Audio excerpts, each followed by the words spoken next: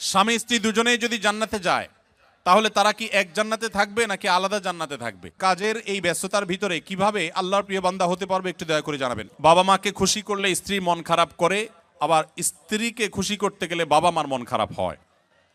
তাই বাবা মার জন্য স্ত্রীকে ত্যাগ করা লাগে। আমি কি করব একটু বলবেন? আমার মা মারা গেছেন। আমার মা মারা যাওয়ার 4 দিন পরে আমার বাবা বিয়ের কথা বলে মানুষের কাছে। আমার প্রশ্ন হলো, আমার বাবা কি এটা বলা ঠিক হয়েছে কিনা? 40 দিন না যেতে এটা নিয়ে আমার বাবা আমাদের ভাই বোন কারোর সাথে যোগাযোগ করেন না। দক্ষিণ কোরিয়াতে মদ পান করা অনেকটা পানি পান করার মতো সহজ। আমরা অনেকেই এখানে শুকরের মাংস থেকে ঠিকই বেঁচে থাকলেও মদ অনেক সহজেই তেমনটা গুরুত্ব না দিয়েই খেয়ে থাকি। এত কষ্ট করে হালাল উপার্জন করেও মদ পানের মাধ্যমে আমরা নিজেদের উপার্জন ধ্বংস করছি এবং আখিরাতকে কতটা ক্ষতি করলাম। এখানে কোরিয়াতে বেশ কিছু চকলেটের উপাদানের জায়গায় লেখা থাকে সাসুগি বা থাক্কুগি, যার অর্থ গরু বা মুরগি, অথবা চকলেটগুলো সফট মিল্ক ফ্লেভারের চকলেট। আদৌ পিওর গরু বা চিকেন আছে কিনা তা বোঝা যায় না, থাকলেও হালাল কিনা আমরা সেটা জানি না। এমন নুডলসও আছে। এরকম চকলেট বা নুডলস খাওয়া আমাদের জন্য হালাল হবে কিনা? সময়ের অভাবে জুমার নামাজ 2 রাকাত পড়লে নামাজ হবে কিনা? এরপরে প্রশ্ন হলো, আপনাকে আল্লাহর জন্য অনেক ভালোবাসি। আমার প্রশ্ন, আমার কাজের এই ব্যস্ততার ভিতরে কিভাবে আল্লাহর প্রিয় বান্দা হতে পারবে একটু দয়া করে জানাবেন। আল্লাহর প্রিয় বান্দা হওয়ার জন্য 5 ওয়াক্ত নামাজ ঠিকমতো সুন্দর করে সমত আদায় করবেন, চোখের জেনা থেকে বেঁচে থাকবেন, মাদক সহ সকল হারাম থেকে বেঁচে থাকবেন, এবং এই পরিবেশে ভালো মানুষদের, দিনদার আলেমোলামা মুত্তাকি পরেজগারদের সাথে থাকবেন, তাদের সাথে উঠা বসা করবেন এবং দাওয়াত দেওয়ার মানসিকতা, ইসলাম প্রচারের মানসিকতা রাখবেন। সবসময় আল্লাহর জিকিরে এবং আল্লাহর স্মরণে মাশগুল থাকবেন। ইনশাআল্লাহ আপনি আল্লাহর প্রিয় বান্দা হতে পারবেন। কোরিয়ার মধ্যে আমরা কিভাবে দৃষ্টিকে নত রাখবো এবং নিজের ইমানকে বাঁচিয়ে রাখবো এই সম্পর্কে কিছু বলবেন। ইমান বাঁচিয়ে রাখার জন্য ইতিমধ্যে আমরা কয়েকটি পরামর্শ দিয়েছি, যে পরামর্শগুলো আমল করলে বা সেগুলো লক্ষ্য করলে ইনশাআল্লাহ আপনি ইমান বাঁচিয়ে রাখতে পারবেন।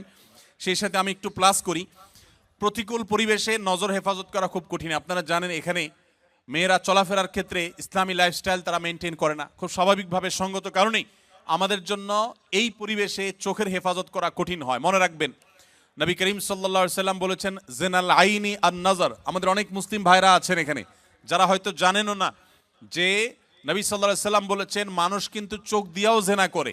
আর চোখের জেনা হলো চোখ দিয়ে সে এমন কিছু দেখলো যেটা দেখা তার জন্য অ্যালাউড না, পারমিটেড না। একজন নারী তিনি যদি বেপর্দা থাকেন, তিনি যদি অশ্লীল বা খোলামেলা পোশাকে চলাফেরা করেন, আপনি আপনার দৃষ্টিকে সংযত রাখবেন। যথাসম্ভব আপনার দৃষ্টি সীমানায় এরকম কোনো মহিলা, এরকম কোনো নারী পড়লে সাথে সাথে নিজের নজরকে আপনি সংযত করে নেবেন। আল্লাহ তাআলা বলেছেন কুল্লিল মুমিনিনা ইয়াগুদ্দু মিন আবসারিহিম ওয়া ইয়াহফাযু ফুরুজাহুম। হে আল্লাহ তাআলা বলেছেন তার রাসূলকে, হে রাসূল আপনি ঈমানদারদেরকে বলে দিন তারা যেন তাদের দৃষ্টিগুলোকে সংযত করে, অবনত করে। আমি জানি এই কাজটা শুধু কঠিন নয়, মহা কঠিন। এই কাজটা শুধু কঠিন নয়, চরম পর্যায়ের কঠিন। মনে রাখবেন, আপনাদেরকে এই ধরনের পরিবেশে ঈমানের উপর টিকে থাকতে হলে, আমরা যারা বাংলাদেশে থাকি, আমাদের ঈমান এর মিটার যদি হয় 10-এ, আপনার ঈমানের মিটার থাকতে হবে 15-তে। কারণ আপনার এই প্রতিকূল পরিবেশে টিকে থাকা, এটার জন্য আপনার ঈমানের এক্সট্রা পাওয়ারের প্রয়োজন আছে। সো আমি আপনাদেরকে বিনীতভাবে অনুরোধ করতে চাই যে চোখের হেফাজত করার জন্য আপনারা আপ্রাণ চেষ্টা করবেন। মনে রাখবেন, চোখ দিয়া হারাম জিনিস যখন দেখেন হয়তো নগদ আনন্দ পান, কিন্তু স্থায়ীভাবে আপনার কষ্ট, বেদনা, ব্যথা, যন্ত্রণা এগুলো কিন্তু ঠিকই হয়। হয় কি হয় না বলেন? মনে রাখবেন, চোখে দেখার পর, হারাম জিনিস দেখার পর সেটা যদি আপনি হাতের নাগালে না পান, সঙ্গত কারণে পাবেন না, আর না পেলে আপনার মধ্যে এক ধরনের যন্ত্রণা, এক ধরনের কষ্ট হয়। আর যখন নিজেকে কষ্ট করে সংযত রাখবেন, ইচ্ছাকৃত হারাম জিনিস দেখবেন না, সেটা টিভির স্ক্রিনেও না, মোবাইলের মনিটরেও না এবং বাইরেও না, তাহলে দেখবেন প্রথম আপনার একটু কষ্ট হবে কিন্তু পরবর্তীতে শান্তি অনুভব হবে। অনেক লোক নামাজ কালাম পড়ে কিন্তু চোখে খারাপ জিনিস মোবাইলে দেখে, কম্পিউটারে দেখে, টেলিভিশনে দেখে, বাইরে দেখে। মনে রাখবেন, এটা হলো আপনাদের জন্য সবচেয়ে বড় পরীক্ষার বিষয়। অন্য অনেক কাজ এখানে করা সহজ, আমি জানি। মদ না খেয়ে থাকা সহজ, শুকরের গোশত না খেয়ে থাকাও সহজ, অনেক হারাম কাজ থেকে বেঁচে থাকা এখানে সহজ, এমনকি নামাজ পড়াটাও তুলনামূলক সহজ। এই পরিবেশের মধ্যে, কোরিয়ার মাটিতে এবং এই জাতীয় যে সমস্ত দেশগুলোতে এই ধরনের পরিবেশ আছে, এই সমস্ত পরিবেশে আপনাদের জন্য সবচেয়ে কঠিন কাজটা হলো এই চোখগুলোকে হেফাজত করা। এর চাইতে কঠিন আরেকটা কাজ নাই। আল্লাহ তাআলা আমাদের সবাইকে সেই তৌফিক দান করুন, আমরা যেন আমাদের দৃষ্টিগুলোকে অবনত করতে পারি। মনে রাখবেন আল্লাহ বলেছেন ইন্নাস সামআ ওয়াল বাসারা ওয়াল ফুআদা কুল্লু উলাইকা কানা আনহু মাসউলা। মানুষের কান, মানুষের চোখ, মানুষের অন্তর, প্রত্যেকটা অঙ্গকে আলাদা আলাদা জিজ্ঞাসা করা হবে। এই চোখ দিয়ে কত গুনাহ করেছেন, 10 বছর 20 বছর আপনি কোরিয়াতে ছিলেন, আপনি জাপানে ছিলেন, আপনি ইংল্যান্ডে ছিলেন, আপনি অমুসলিম প্রধান দেশে ছিলেন যেখানে পর্দা পশিদার বালাই নেই, যেখানে মেয়েরা খোলামেলা চলাফেরা করে। আপনার প্রতিদিন সকাল থেকে রাত পর্যন্ত ঘুমানো পর্যন্ত শত শতবার সহস্রবার এই চোখের গুনাহ হয়ে থাকে, অথচ আপনি মদ টাচ করেন না, হয়তো আপনি শুকর টাচ করেন না, হয়তো আপনি হারাম খান না, হয়তো আপনি হারাম থেকে বেঁচে থাকার জন্য সংগ্রাম চালাচ্ছেন, কিন্তু চোখ দিয়ে আপনি অনবরত আপনি হারাম করছেন। আপনার মুখকে হারাম থেকে বাঁচিয়েছেন কিন্তু চোখকে আপনি বাঁচাতে পারেন নাই, তাহলে আপনি সাকসেস হতে পারবেন না। এই জন্য এই প্রতিকূল পরিবেশে যদি নিজেকে টিকাতে কেউ না পারে, তার জন্য এই পরিবেশে থাকাই জায়েজ নাই যে নিজেকে এই গুনাহ থেকে বাঁচাতে পারবে না। এই জন্য ভাইরা এই সংগ্রামটা আমাদের করতে হবে, চেষ্টা করবো তো ইনশাআল্লাহ। আল্লাহ তাআলা আমাদের সবাইকে সেরকম ইমানের শক্তি দান করেন যেন আমরা চোখের জেনা থেকে নিজেদেরকে বাঁচিয়ে রাখার চেষ্টা করতে পারি। যারা বিবাহিত তারা স্ত্রীকে নিয়ে আসার চেষ্টা করবেন, ফ্যামিলি সহ থাকার চেষ্টা করবেন, এবং বাহিরে বের হওয়ার সময় মনেই করবেন যে আমি রাস্তাঘাটে চলতে ফিরতে আমার চোখের এরিয়াতে অনেক বেপর্দা নারী আসবে, সো আমি যথাসম্ভব যতটুকু সম্ভব অবনত রাখবো নিজের দৃষ্টিকে। এর বাইরে যদি চোখ পড়ে যায়, আমার ইচ্ছার বাইরে চোখ পড়ে গেছে, সাথে সাথে আমি ফিরিয়ে নিয়েছি, ইনশাআল্লাহ এর কারণে গুনাহ হবে না। আল্লাহ তাআলা আমাদেরকে মাফ করবেন ইনশাআল্লাহ। দক্ষিণ কোরিয়াতে মদ পান করা অনেকটা পানি পান করার মতো সহজ। আমরা অনেকেই এখানে শুকরের মাংস থেকে ঠিকই বেঁচে থাকলেও মদ অনেক সহজেই তেমনটা গুরুত্ব না দিয়েই খেয়ে থাকি। এত কষ্ট করে হালাল উপার্জন করেও মদ পানের মাধ্যমে আমরা নিজেদের উপার্জন ধ্বংস করছি এবং আখিরাতকে কতটা ক্ষতি করলাম। দেখুন, মাদক, যে কোনো মাদক, এটা সেবন করাকে ইসলাম হারাম করেছে। শুধু ইসলাম হারাম করেছে এই জন্যই আমরা খাবো না তা নয়, সেটা তো বটেই। মূলত ইসলাম হারাম করেছে সেজন্য আমরা পান করব না, কিন্তু পাশাপাশি এও আমরা জেনে রাখি যে মাদক আসক্ত মানুষের শরীরের ইমিউন দুর্বল হয়ে যায়। আপনারা দেখেছেন কোভিড-19-এ তুলনামূলকভাবে মুসলমান দেশগুলোতে দেখবেন যে মানুষ অনেক কম ক্ষতিগ্রস্ত হয়েছে। আমাদের দেশের কথা যদি বলেন, বাংলাদেশে মাস্ক 2 নম্বর না 3 নম্বর না 4 নম্বর আল্লাহ জানে, এ হলো সব 2 নম্বর জিনিসপত্র। কিন্তু আলহামদুলিল্লাহ কোভিড-19-এ মানুষ আমাদের পার্শ্ববর্তী দেশ ভারতে যেভাবে মারা গেছে, দিল্লিতে যেভাবে লাশের স্তূপ পড়েছে, ঢাকায় সে তুলনায় কিছুই হয় নাই। সৌদি আরব সহ মুসলিম দেশগুলোতে এমন ক্ষতি হয় নাই, অথচ অমুসলিম প্রধান দেশগুলোতে অনেক বেশি ক্ষতি হয়েছে। এর অন্যতম বড় কারণ হলো মুসলিম প্রধান দেশগুলোতে মানুষ সাধারণত মাদক গ্রহণ করে না। মাদক গ্রহণ করতে করতে মানুষের লাং ক্ষতিগ্রস্ত হয়, বিভিন্ন অর্গান ক্ষতিগ্রস্ত হয়, মানুষ ধ্বংসের দিকে চলে যায়। তো আমরা, আল্লাহ তাআলা মাফ করুক, যাদেরকে আল্লাহ তাআলা তৌফিক দিয়েছেন হালাল উপার্জন করার, বিদেশে আসার, তারা এখানকার মাদকের ছড়াছড়ি দেখে যদি এখান থেকে মাদক সেবন করেন, গ্রহণ করেন, তো মনে রাখবেন দুনিয়া উপার্জন করছেন ঠিকই, আপনার আখিরাত ধ্বংস করছেন। মাদক সেবন করা হারাম, কঠোর হারাম। আল্লাহ তাআলা বলেছেন ইন্নামাল খামরু ওয়াল মাইসিরু ওয়াল আনসাবু ওয়াল আজলামু রিজসুম মিন আমালিশ শাইতানি ফাজতানিবু। মদ, জুয়া, এই সবগুলো শয়তানি কর্মকাণ্ড, অতএব এগুলো থেকে তোমরা বিরত থাকো। এই মাদক আসক্ত হয়ে মানুষ অনেক অন্যায় কাজ করে, অনেক হারামের দিকে চলে যায়। নবী সাল্লাল্লাহু আলাইহি ওয়াসাল্লাম বলেছেন, দুনিয়াতে যে হারাম মদ পান করবে, আখিরাতের যে ড্রিঙ্কস থাকবে জান্নাতের, সেটা আল্লাহ তাআলা ওই ব্যক্তিকে পান করতে দিবেন না, সে জান্নাত থেকে মাহরুম থাকবে। এই জন্য এই লোভকে আমাদের সামলানোর চেষ্টা করতে হবে। আমরা যারা কোরিয়ায় থাকি, তারা আমাদের ছেলে সন্তানকে যদি ইসলামের দায়ী বানাতে চাই, তাহলে প্রথম থেকে কিভাবে শুরু করব এবং কোথায় বা কোন প্রতিষ্ঠানে ভর্তি করাবো, এবং এর পরের ধাপে কোথায় কিভাবে শুরু করব, শেষ পর্যন্ত বলবেন ইনশাআল্লাহ। দেখুন প্রবাসী ভাইরা যারা এই দেশে ফ্যামিলি নিয়ে আছেন, আপনাদের হয়তো আরেকটু সময় লাগবে। আপনাদের নিজেদেরকে মসজিদ ভিত্তিক বিভিন্ন মাদ্রাসা গড়ে তুলতে হবে। এই মাদ্রাসাতে ছেলে মেয়েদেরকে দক্ষ আলেম ওলামাদের মাধ্যমে আপনারা পড়াশোনা করায় বড় করবেন, আলেম হওয়ার প্রাথমিক কাজ শেষ করবেন। এরপরে তারা যথানিয়মে সৌদি আরবে, মিশরে, বিভিন্ন দেশের ইসলামিক ইউনিভার্সিটিগুলোতে তারা যাবে, পড়ালেখা করবে, ইনশাআল্লাহ তারা দায়ী আল্লাহ হয়ে আসবে। সেই সাথে যারা এখানে আছেন আর সন্তানরা দেশে আছে, আপনাদের সন্তানকে, বাচ্চা সন্তানকে ছোট থেকেই ভালো কোনো মাদ্রাসা, যেখানে ভালো পড়ালেখার মান খুব ভালো, নাম করা, ফেমাস এক জিনিস, আর ভালো হওয়া আরেক জিনিস। এখন ভালো মাদ্রাসা এটা আপনি চিনবেন কিভাবে? এটা আপনার জন্য চেনা ডিফিকাল্ট। এটার জন্য আপনি 2 জন বা 3 জন আলেম মানুষ, যিনি বিচক্ষণ ভালো আলেম, তাকে বলবেন, ভাই এই মাদ্রাসার পড়াশোনার মান কি, আপনি একটু নিজে দেখে আমাকে পরখ করে বলেন। 2-3 জন যদি রেকমেন্ড করেন যে হ্যাঁ এটা ভালো, তাহলে সেখানে আপনি বাচ্চা ভর্তি করাবেন। ভর্তি করার পর চোখ বন্ধ করে ছেড়ে দিবেন না যে হুজুরের কাছে দিয়ে আসেন বাচ্চা মানুষ হয়ে গেছে। একটার পর একটা আপনি ফলো আপ করতে থাকবেন নিয়মিত, যে বাচ্চা ঠিক মতো আছে কিনা, পড়তেছে কিনা, পড়ালেখা, নামাজ কালাম, ইবাদত বন্দি সব ঠিক আছে কিনা। এরপর আপনি একটা পর্যায়ে ওই সন্তানকে সামনের দিকে একই রুটে একই নিয়মে আপনি নিয়ে আসবেন, প্রয়োজনে দেশের বাইরে পাঠাবেন ইনশাআল্লাহ। কিন্তু নিশ্চয়ই 2-3 জন আলেমের তত্ত্বাবধানে বাচ্চাকে রাখবেন এবং মাঝে মধ্যে আলেমদেরকে দিয়ে চেক করাবেন যে ঠিক আছে কিনা। এখানে কোরিয়াতে বেশ কিছু চকলেটের উপাদানের জায়গায় লেখা থাকে সাসুগি বা থাক্কুগি, যার অর্থ গরু বা মুরগি, অথবা চকলেটগুলো সফট মিল্ক ফ্লেভারের চকলেট।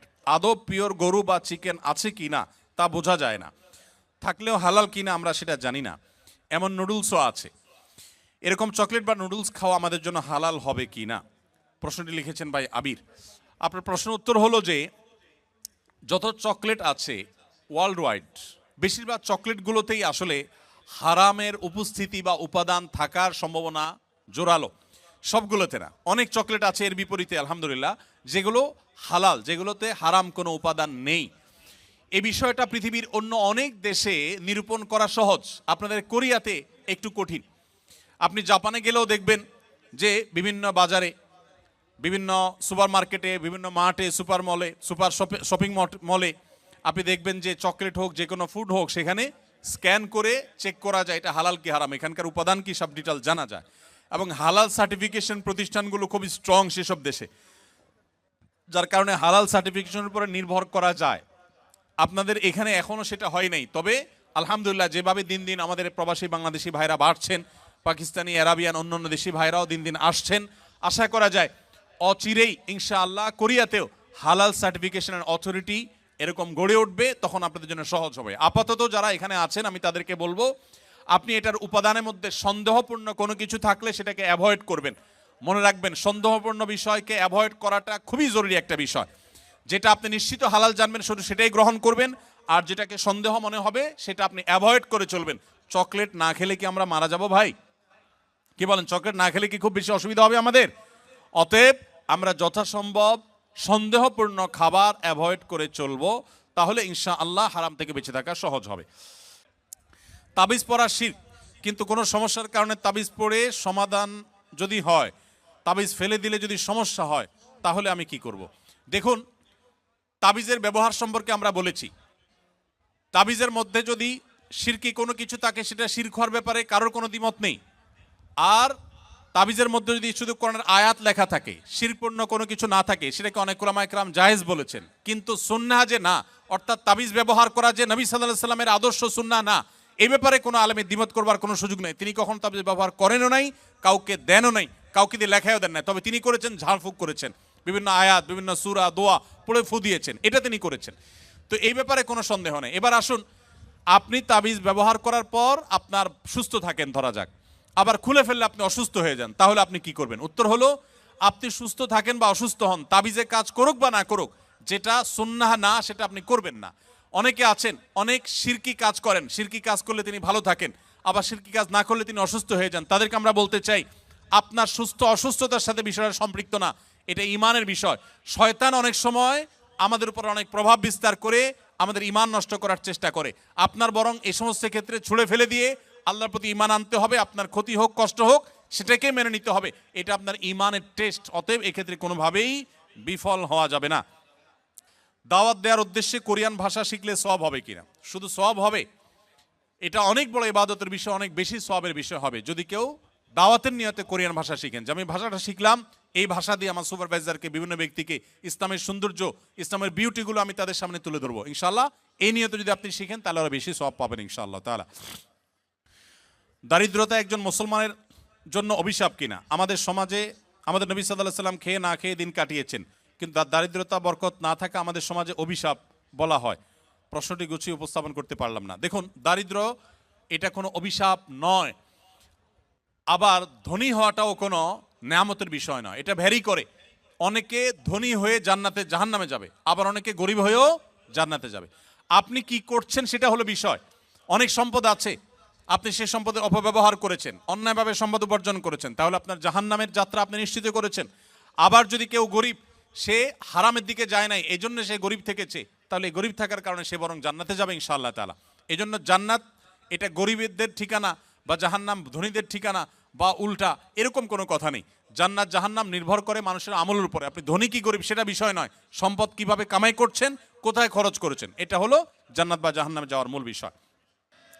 আমাদের প্রবাসীদের জন্য বাংলাদেশে একটা প্রবাসী মাদ্রাসা স্থাপন করার অনুরোধ এবং জোর দাবি জানাচ্ছি। মাশাআল্লাহ, সুন্দর অনুরোধ। প্রবাসী ভাইদের বাচ্চা কাচ্চা নিয়ে অনেক বেশি আপনারা পেরেশান থাকেন, আমরা জানি। আলহামদুলিল্লাহ অনেকেই এটা উদ্যোগ নিয়েছেন এবং সন্দেহাতীতভাবে এটা প্রশংসনীয় কাজ হবে যে প্রবাসীদের বাচ্চাদের জন্য আলাদা একটা মাদ্রাসা দেওয়া যাক। কিন্তু সেক্ষেত্রে যেটা সমস্যা হবে যে প্রবাসীদের বাচ্চারা স্থানীয় যাদের বাবা মা দেশে আছেন তাদের বাচ্চাদের সাথে যদি মিশতে না পারে, তাহলে সেক্ষেত্রে আলাদা নতুন নতুন সমস্যা তৈরি হতে পারে। ধরুন একটা মাদ্রাসা বা একটা স্কুলের সমস্ত স্টুডেন্টই বাপ দেশে নেই, তো বাপ দেশে না থাকার কারণে যাদের বাবা মা দেশে আছেন তাদের সাথে মিশার যে প্রয়োজনীয়তা আছে, তাদের মিশার মাধ্যমে অনেক ভালো কিছু অর্জন হতে পারে। এই জায়গাটাতে একটা গ্যাপ তৈরি হওয়ার আশঙ্কা আছে। তারপরেও সেই গ্যাপ তৈরি না হয় সেরকম কোনো পদ্ধতি অবলম্বন করে কেউ বা কারা করতে পারে। আমরা আমাদের আসন্না ফাউন্ডেশনের যে মাদ্রাসা আছে সেখানে বিশেষ করে প্রবাসী যারা আছেন তাদের বাচ্চা কাচ্চা যদি ভর্তি পরীক্ষায় তারা টিকে যায়, আমরা তাদেরকে বিশেষ গুরুত্বের সাথে ভর্তি করায় থাকি আলহামদুলিল্লাহ। আপনারা যারা নিজেরা প্রবাসে আছেন আর সন্তান দেশে আছেন, আপনাদেরকে আমি বলতে চাই প্রবাসীদের জন্য মাদ্রাসা হোক বা না হোক, এটাতে ভালো দিক থাকুক বা না থাকুক, আপনাদের দীর্ঘদিন পর্যন্ত এভাবে প্রবাসে পড়ে থাকা ঠিক না, এটা ভালো করে জেনে রাখবেন। অনেক প্রবাসীরা আছেন 10 বছর 20 বছর 25 বছর বিদেশে পড়ে থাকেন, কারণ টাকার নেশা এমন এক জিনিস এটা সহজে কাটে না। দেশে যাওয়ার পরে প্রিয়জন আত্মীয় স্বজন ছেলে মেয়ের মধ্যে থাকার পরে মায়া হয়, তাদের প্রতি মায়া হওয়ার পরে বলে না আর ফিরে যাব না। এরপরে কয়দিন পরে যখন টাকা পয়সা যেগুলো সাথে নিয়ে গেছে এগুলো আস্তে আস্তে শেষ হওয়া ধরে, এবার বলে না আরেকবার যাই কোন রকম 6 মাস 1 বছর থেকে এবার চলে আসবো। আইসা আবার যখন টাকার গন্ধ পাওয়া শুরু করে তখন আর যেতে চায় না, শুধু মরণটা বাকি রেখে অনেকে দেশে যায়, যে ঠুস করে মরে কবরে চলে যায়। দুঃখজনক। প্রবাসী ভাইরা হয় ফ্যামিলিকে সাথে নিয়ে থাকবেন, আর না হলে একটা নির্দিষ্ট সময় কিছু পুঁজি সংগ্রহ করে ভিসার টাকা দায় দেনা পরিশোধ করে দেশে যে কিছু করার চেষ্টা করবেন।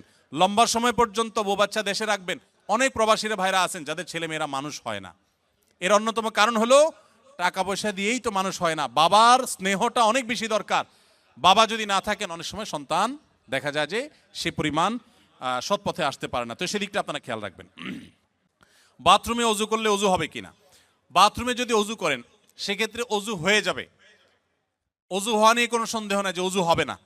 তবে যদি বেসিন এবং কমোড এর মধ্যে কোনো পার্টিশন না থাকে, টেপ এবং কমোড বা প্যান ওখানকার মধ্যে যদি কোনো পার্টিশন না থাকে, তাহলে ওই জায়গায় অজু করার সময় মনে মনে বিসমিল্লাহ বলবেন, অজু হয়ে যাবে। তবে উত্তম হয় এই সমস্ত ক্ষেত্রে বাইরে কোনো বেসিন থাকলে সেখানে বিসমিল্লাহ বলে হাত ধুলেন, কুলি করলেন, শুরু করলেন, বাকি কাজ ভিতরে সে শেষ করলেন। কারণ অজুতে বিসমিল্লাহ বলতে হয় আর টয়লেটে বিসমিল্লাহ বলা নিষেধ, আল্লাহর নাম নেওয়া নিষেধ। সেজন্য আপনি বাইরে বিসমিল্লাহ বলে শুরু করে এরপর আপনি ভিতরে প্রবেশ করেন, এটা হলো সবচাইতে উত্তম এবং সেফ।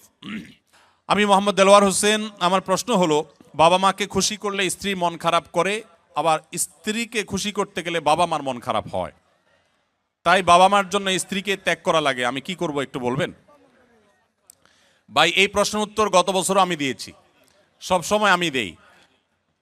আপনাদেরকে যারা এখানে বিবাহিত আছেন বিদেশে আছেন, আপনারা যে কি পরিমাণ প্যারায় আছেন এটা দেশের অন্য কোনো মানুষ না বুঝলেও আমি খুব ভালো করে বুঝি। আমাদের আজহারি ভাই খুব ভালো করে বুঝবেন, কারণ আমরা দুজনই, উনি এখনো প্রবাসে আছেন আর আমি 10 বছর সৌদি আরবে প্রবাস জীবন কাটিয়ে আসছি। ভাইরা আমার, এর উত্তর খুবই সহজে আমি দিচ্ছি। মনে রাখবেন, যারা প্রবাসে আছেন অথবা দেশেই আছেন, বিয়ে করার পরে দেখা যায় বউরে খুশি করতে গেলে মা না খোশ, আবার মারে খুশি করতে গেলে বউ না খোশ।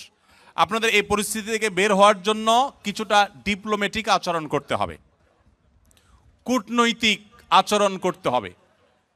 যারা বিভিন্ন দেশে ডিপ্লোম্যাট হিসেবে থাকেন তাদের দেখবেন কথাবার্তার ভিতরে প্রচুর ফাঁক ফোকর থাকে, তারা হাতে রেখে কথা বলে। বেশিরভাগ ক্ষেত্রে এই পারিবারিক অশান্তিগুলো দূর করার মূল সমাধানটা হলো বুদ্ধিমত্তা। এর ভিতরে প্রথম যে কাজটা আপনাকে করতে হবে তা হলো, এই ডিপ্লোম্যাটিক আচরণেরও আগে যে কাজটি করতে হবে তা হলো, বেশি শেয়ানামি না করে, বেশি চালাকি না করে একটু বোকাশোকা থাকার চেষ্টা করবেন। পারিবারিক অশান্তি দূর করার সবচেয়ে সহজ এবং সবচেয়ে শর্টকাট সমাধান হলো যে একটু বেকুব বেকুব ভাব ধরে থাকবেন। জিনিসটাকে একটু ব্যাখ্যা করে বলবো।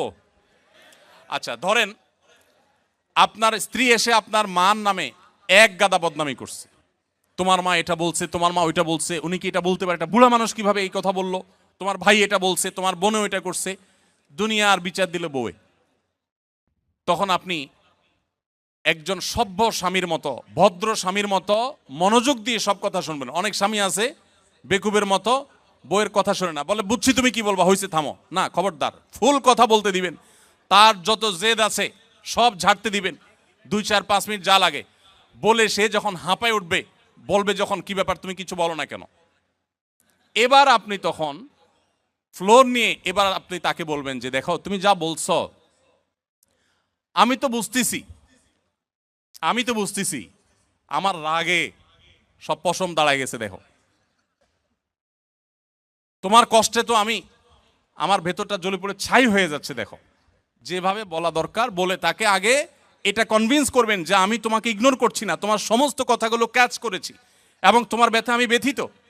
এরপর এবার বলবেন দেখো যদি মা না হতো, যদি নিজের ছোট ভাই বোন এদেরকে যদি পিটায় মেরে ফেলা জায়েজ হইতো, বা এদেরকে যদি বড় ভাই আমার উল্টাপাল্টা করতেছে, বড় ভাই কিছু বলতে পারতেছি না, আল্লাহ রসুল বড়দেরকে সম্মান করতে বলছেন, যদি সেটা না করা লাগতো তো আজকে এসপার কি ওসপার আমি করে ছেড়ে দিতাম। এরকম 2-4টা কথা যখন বলবেন, বউ দেখবেন তার যে গিয়ারে ছিল সেখান থেকে একদম হাফ গিয়ারে চলে আসছে, এখনো কিছুটা থাকবে। এরপরে আপনাকে সে যেটা বলবে সে হলো, আপনার সব লেকচার শোনার পর সে আপনার ব্যাপারে একটা কমেন্ট করবে। সে কমেন্টটা হলো যে আমার স্বামী লোকটা আসলে, মনে মনে হয়তো বলবে বা অন্য কাউকে বলবে যে লোকটা আসলে ভালো কিন্তু বেকুব। সে একটু শক্ত হইলে এগুলার সব সাইজ করে ফেলতো, কিন্তু বোকা শোকা মানুষ, এজন্য সে সাহস নাই, বেকুব, তুমি কি পুরুষ হইলা, এসব বলবে। তো বললে তখন একদম বেকুব সেকুব থাইকে। বাইরে বহুত পণ্ডিতি করেন কিন্তু বাসায় পণ্ডিতি করে না, সব জায়গায় পণ্ডিতি করতে যায় না, এখানে খুব বোকাশোকা থাকবেন। বুঝতে পারছে কথা? এবার আসেন মায়ের পার্ট। মা যদি আইসা বলে এই শোনে দিকে তোর সাথে কথা আছে, বলবেন মা কি বলবা বলো। এবার মাকে যদি বলেন যে বাবা তোর বউ এই এই বলছে, এই এই করছে, সে কি এটা করতে পারে, কত বড় সাহস, তোর গলায় দড়ি দিয়ে মরা উচিত। মা যদি এসব কথা বলে, মাকে একইভাবে বলবেন মা আল্লাহ নবী সাল্লাল্লাহু সাল্লাম কোনোদিন স্ত্রীদের গায়ে হাত তোলেন নাই। ইসলামে যদি বউ পিটানোর নির্দেশ থাকতো তো আজকে ঠ্যাং উপর দিক বাইন্দে আমি পিটাইতাম। আমার হাতটা শুধু বাইন্দে রাখছে ইসলাম। আল্লাহ রসুল কোনোদিন স্ত্রীদের গায়ে হাত তোলেন নাই। না হলে মা এত বড় সাহস, এরকম কথা সে বলতে পারে। যা কি বলছে না বলছে সেটা পরে, আপনি বিচার বিশ্লেষণ না করতে গিয়ে উপস্থিত ওই জায়গাতে সামাল দেওয়ার চেষ্টা করবেন। কথা কি বুঝতে পারছেন? আপনার এই আচরণ শোনার পর আপনার মা কি বলবে জানেন? মাও ঠিক ওই বউয়ের মতোই বলবে আমার ছেলেটা আসলেই মানুষ ভালো, সমস্যা হলো আমার পোলাটা না বোকা, একদম বেকুব, এই জন্য সেই। তো বউয়ের কাছেও বেকুব থাকলে মায়ের কাছেও, কিন্তু আপনাকে কেউ দোষী সাব্যস্ত করবে না। আর যদি পণ্ডিতি করে বউরে বলতে চান ঠিক আছে আমি দেখতেছি, থামো তুমি, মা কিভাবে এসব কথা বলে, এরপর যাবো মা কই আসো তুমি এদিকে আসো, এবার বসে মার সাথে আলাপ শুরু করল, ওখানে বাঁধবে একটা ইউক্রেন রাশিয়া যুদ্ধ, বিশাল কাণ্ড হয়ে যাবে। ওই কাণ্ড করার পর বউয়ের কাছে আইসা যদি মনে করেন যে বউয়ের জন্য মার সাথে ঝগড়া করছি, বউ মনে খুশি হবে, জীবনও খুশি হবে না, জীবনও খুশি হবে না।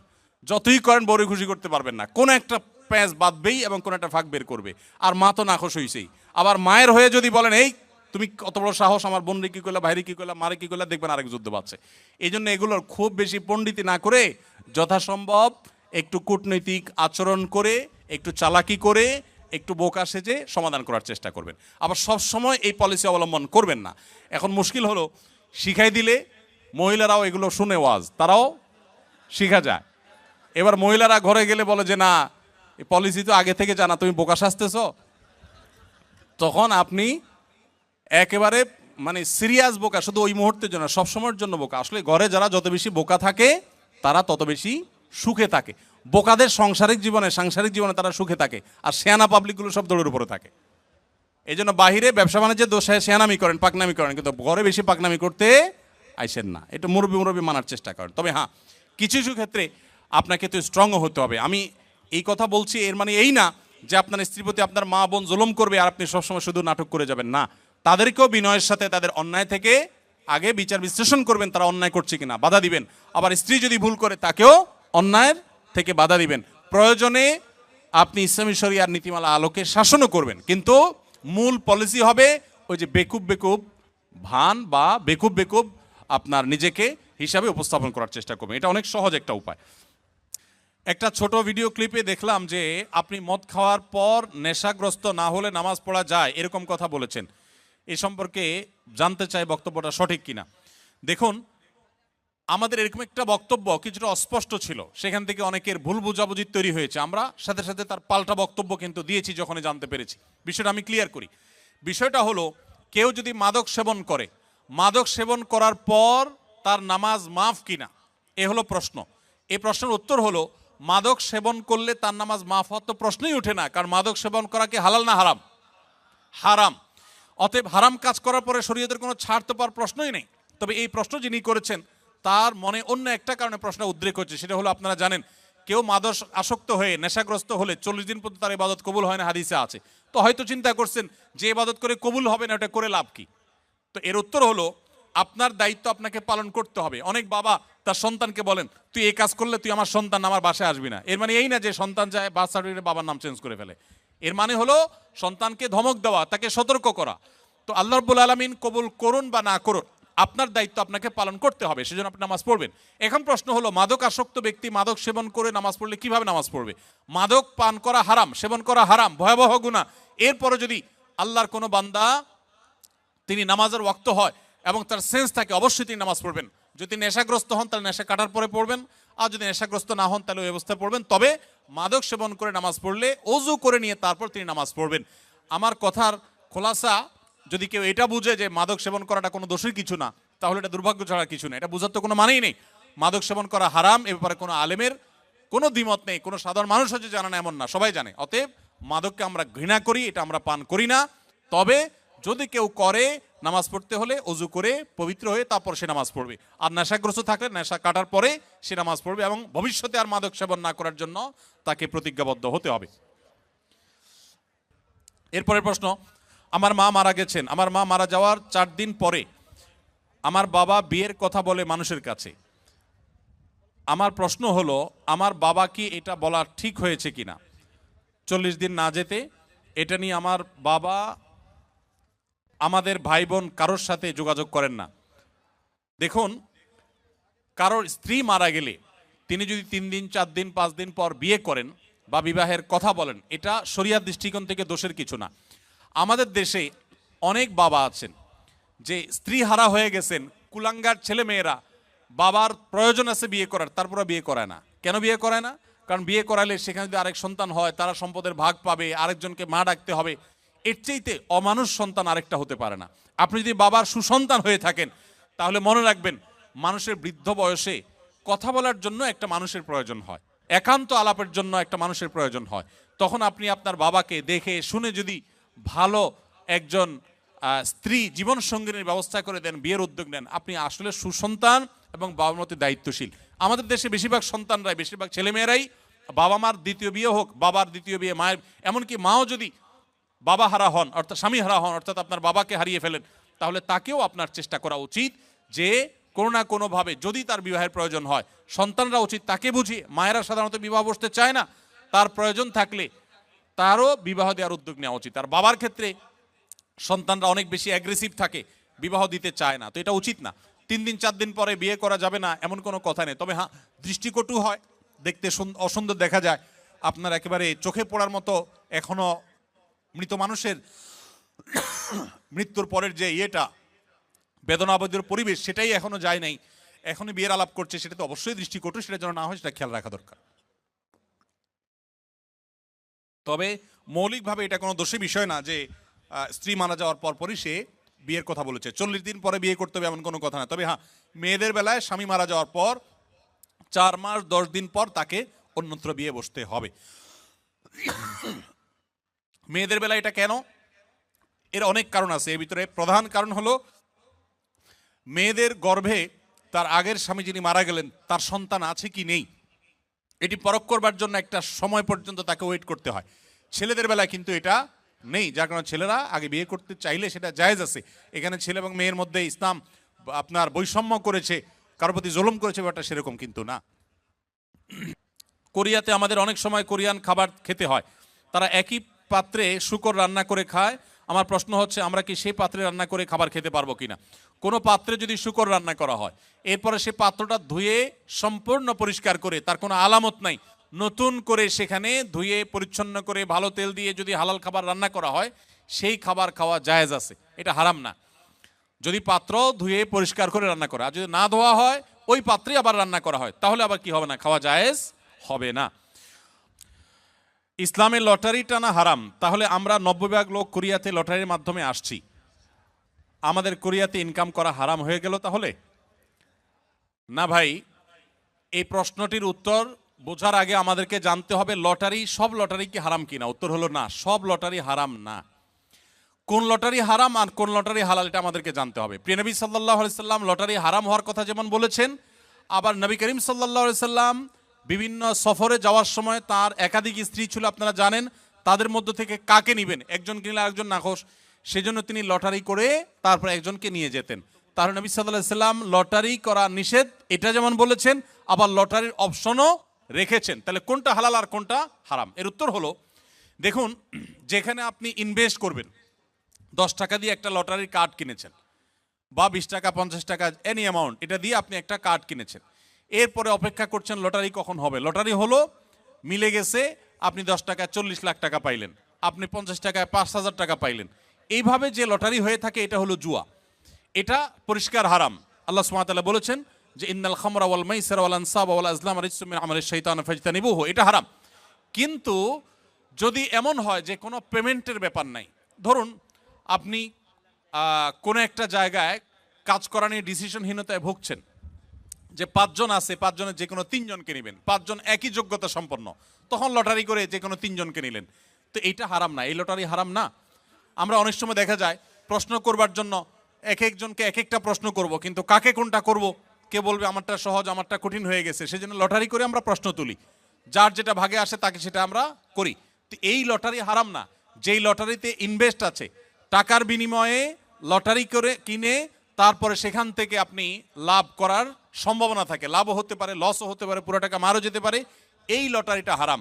আর এর বাইরে যে লটারির কথা বললাম এটা কিন্তু হারাম না। বিধায় আপনারা কোনো দেশে আসার জন্য যদি এই জাতীয় লটারি করে আসেন, তাহলে আপনাদের উপার্জন হারাম হবে না, ওই লটারি করাটাও হারাম হবে না।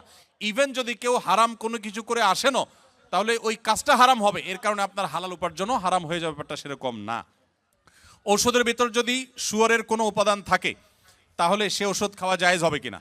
যদি কোনো ঔষধে শুকরের কোনো শরীর বা উপাদান থাকে, তাহলে সে ওষুধ সেবন করা জায়েজ হবে না, যদি বিকল্প কোনো ঔষধ থাকে। যদি আল্লাহ না করুক এমন কোনো রোগ হয় যেই রোগের এই ছাড়া আর কোনো ট্রিটমেন্ট নাই এবং মরণাপন্ন অবস্থা হতে পারে, তাহলে নিরুপায় হলে সেই ব্যক্তির জন্য বহু শর্ত সাপেক্ষে সেটা জায়েজ হতে পারে।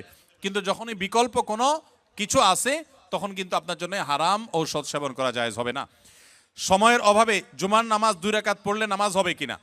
আপনারা যারা প্রবাসে আছেন, অনেকে এমন পরিবেশে আছেন যে খুব বেশি সময় পান না, তাহলে চট করে জুমার নামাজ 2 রাকাত আদায় করেছেন, শুধু জুমার ফরজ 2 রাকাত আদায় করেছেন, আগে পরে সুন্নত পড়েন নাই, এটা জায়েজ হতে পারে নিরুপায় ব্যক্তির জন্য, কিন্তু এটাকে নিয়মিত সিস্টেম বানিয়ে ফেলানোর মতো কাজ করা উচিত না।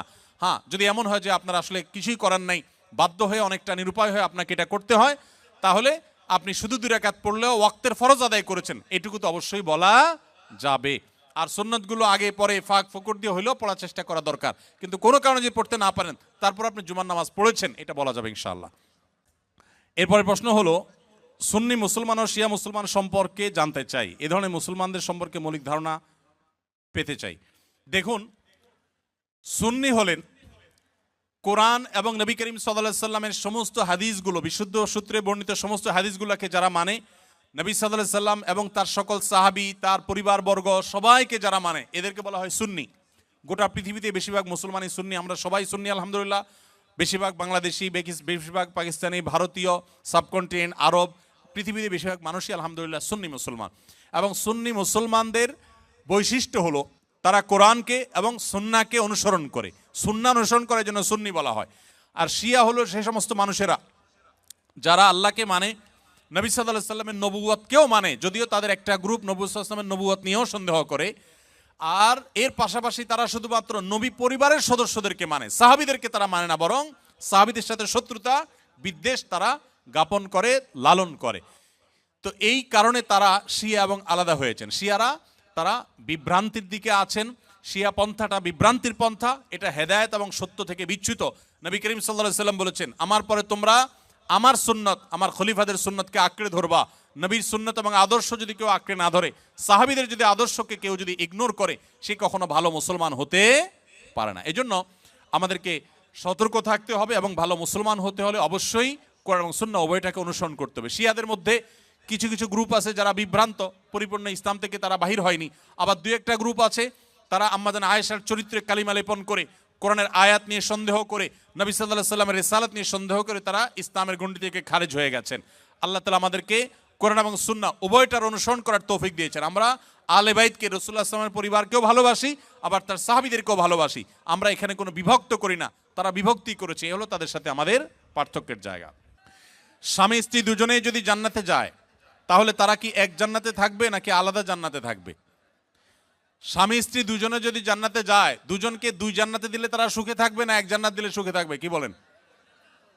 আপনারা যারা বিবাহ করেছেন, স্বামী স্ত্রী দুজনেই আল্লাহ চাহেন তো জান্নাতে দিলেন, দুজনকে আল্লাহ তাআলা দুই জান্নাতে রাখলেন, তো আপনারা কি মানসিকভাবে সুখে থাকবেন? তাহলে কিভাবে এটা প্রশ্ন আসতে পারে বা কিভাবে এই প্রশ্ন উঠতে পারে?